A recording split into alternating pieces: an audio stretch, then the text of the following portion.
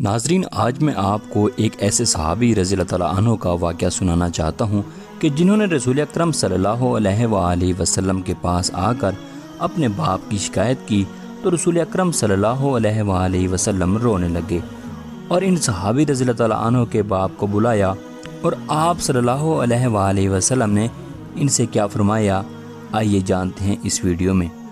باپ ایک بہت اہم اور قدرتی ہدایت ہے جو ہمیں اپنی زندگی کے سفر میں راہ دکھاتا ہے۔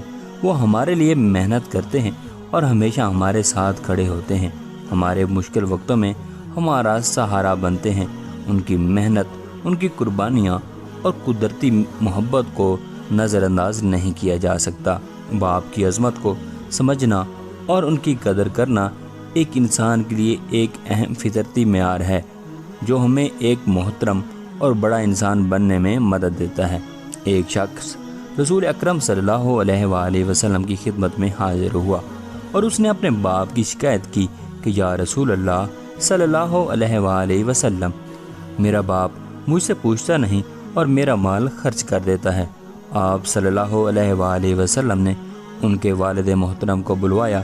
جب ان کے والد کو پتہ چلا کہ میرے بیٹے نے رسول اکرم صلی اللہ علیہ وآلہ وسلم سے میری شکایت کی ہے تو دل میں رنجیدہ ہوئے اور رسول اکرم صلی اللہ علیہ وآلہ وسلم کی خدمت میں حاضری کے لیے چلے آئے۔ چونکہ عرب کی گھٹی میں شاعری تھی تو راستے میں کچھ اشعار ذہن میں کہتے ہوئے پہنچے۔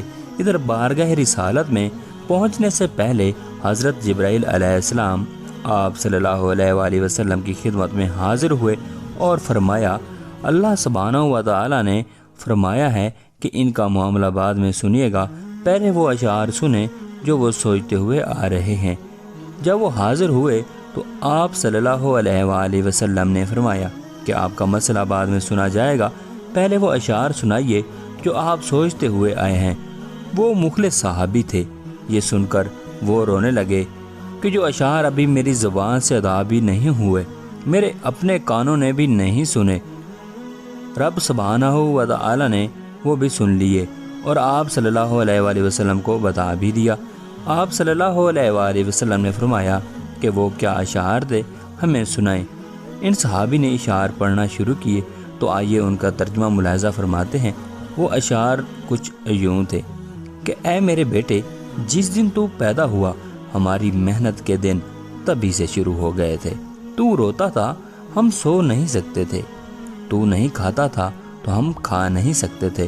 تو بیمار ہو جاتا تو تجھے لیے کبھی کسی طبیب کے پاس علاج معالجے کے لیے مارے پھرتے تھے کہ کہیں تجھے کچھ ہو نہ جائے، کہیں تو مر نہ جائے۔ حالانکہ موت الگ چیز ہے اور بیماری الگ چیز۔ پھر تجھے گرمی سے بچانے کے لیے میں دن رات کام کرتا رہا کہ میرے بیٹے کو ٹھنڈی چھاؤں مل جائے۔ ٹھنڈ سے بچانے کے لیے میں نے پتھر توڑے، تغاریاں اٹھائیں کہ میرے بچے کو گرمی مل جائے۔ جو کمایا تیرے لیے، جو بچایا تیرے لیے۔ تیری جوانی کے خواب دیکھنے کے لیے میں نے دن رات اتنی محنت کی کہ اب میری ہڈیاں تک کمزور ہو گئی ہیں، لیکن تو کڑیل جوان ہو گیا ہے۔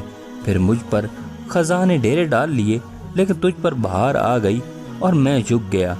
تو سیدھا ہو گیا، اب میری خواہش اور میری امید پوری ہوئی کہ اب تو ہرا بھرا ہو گیا ہے۔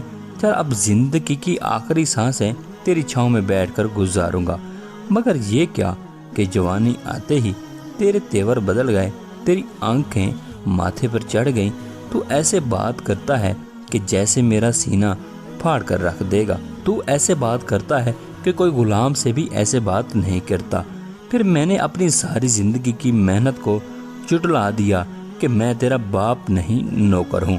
نوکر کو بھی کوئی ایک وقت کی روٹی دے ہی دیتا ہے، تو نوکر سمجھ کر ہی مجھے روٹی دے دیا کر۔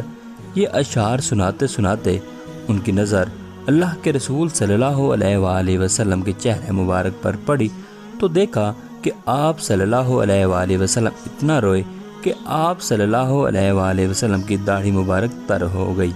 آپ صلی اللہ علیہ وآلہ وسلم جلال میں اپنی جگہ سے اٹھے اور بیٹے کا گریبان پکڑ کر فرمایا کہ تو اور تیرا سب کچھ تیرے باپ کا ہے، تو اور تیرا سب کچھ تیرے باپ کا ہے، تو اور تیرا سب کچھ تیرے باپ کا ہے۔